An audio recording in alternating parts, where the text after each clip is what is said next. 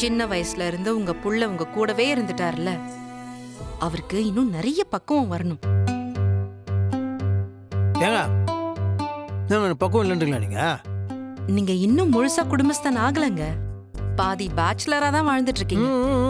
அப்பெல்லாம் ஒண்ணும் இல்லைங்க, பக்குவம் நிறைய எக்கச்சக்கமா இருக்கு. ஹலோ பொண்டாட்டி, நான் சொல்லணும் நீங்க முழுசா குடும்பஸ்தன் ஆயிட்டீங்களா இல்லையான்னு. சொல்லுங்க. ஆனா நான் அதை இப்ப சொல்ல மாட்டேன்.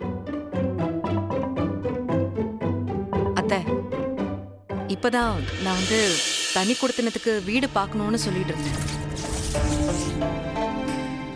நாங்க தனியா போறதுதான் சரியா இருக்கும் அத்தை.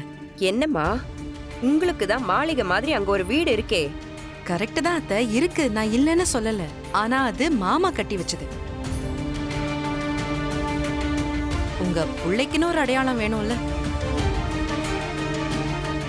நான் வந்ததுக்கு அப்புறம் அப்படி ஒரு அடையாளம் அவருக்கு உருவாகணும்ல. அப்பதானே நான் நல்ல பொண்டாட்டின்னு பேர் வாங்க முடியும்.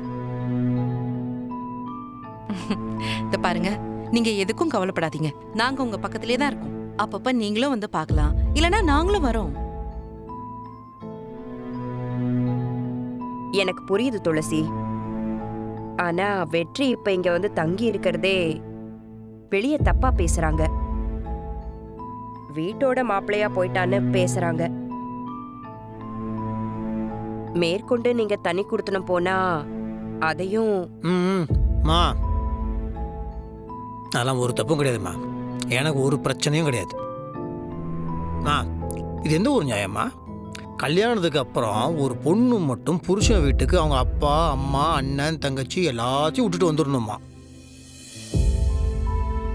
ஆனா புருஷன் மட்டும் அவரோட குடும்பத்தோட சந்தோஷமா இருப்பாராம், அவர் எங்கேயும் போக மாட்டாராம். தப்பா இல்ல? ஒவ்வொரு புருஷனும் பொண்டாட்டி வீட்டில் போய் இருக்கணும், தப்பு கிடையாது. அப்படியே அது தப்பா இருந்தா அது தப்பு செய்யற முதலால நான் இருந்துட்டு போறேன். நான் செய்யற தப்பை பார்த்துட்டு 4-5 பேர் அந்த தப்பு செஞ்சுட்டு போட்டோம். காலப்போக்கில் அந்த தப்பே தப்பு இல்லைன்னு ஆயிடும். புரியுதா? இல்லடா அத்தை, இந்த மாதிரி தான் எந்த பேச்சும் வந்துடக்கூடாதுன்னு தான் நாங்க தனி கொடுத்தனும் போறோம். நீங்க அதுக்கு வருத்தப்படாதீங்க.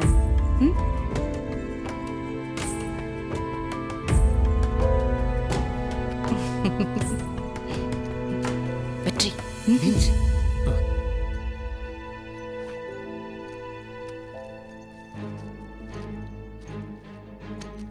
வெற்றி, இத புடி. இந்தா, நல்ல வீடா பாரு, வசதியா இருக்கணும். ஒரு 4 பெட்ரூம் இருக்கிற மாதிரி பெரிய பங்களா வீடா பாரு. 50,000-60,000 போனா கூட பரவாயில்ல. அத்தை,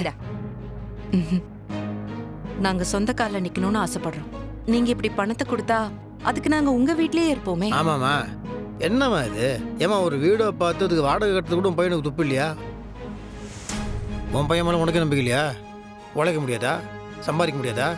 என் பொண்டாட்டிக்கு ஒரு வீடு எடுக்க முடியாதா? பார்த்துக்க முடியாதா? என்ன பண்ணிட்டு இந்த மாதிரிலாம் பண்ணாத நீ. அதுக்கு இல்லடா, உனக்கு என் மேலே நம்பிக்கை இல்லை இல்லை? அசிங்கப்படுத்துற என்ன? அதுக்காக தான் பணம் கொடுக்குற, ஓகேவா? அது